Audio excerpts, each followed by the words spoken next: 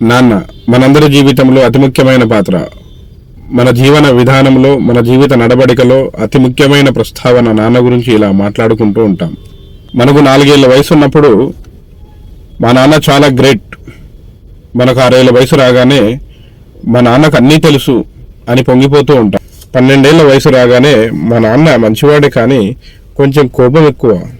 14 ఏళ్ల వయసు రాగానే చిన్నప్పుడు మా నాన్న నాతో బాగానే ఉండేవాడు, కానీ ఇప్పుడే 16 ఏళ్ల వయసు రాగానే నాన్న ప్రతిదీ నన్ను గుచ్చి అడుగుతాడు. నాకెందుకో ఇబ్బందికరంగా ఉంటుంది. కానీ యుక్త వయసు 20 ఏళ్ళు రాగానే మా నాన్నతో నా వల్ల కావట్లేదు, మా అమ్మాయి ఎలా ఏగుతుందో ఏంటో.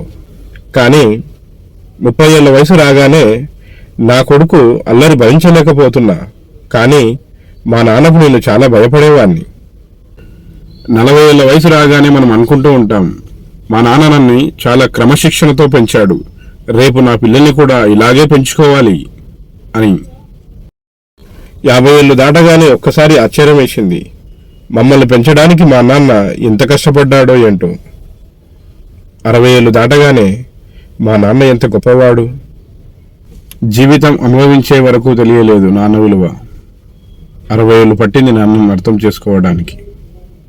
మరి మీరు?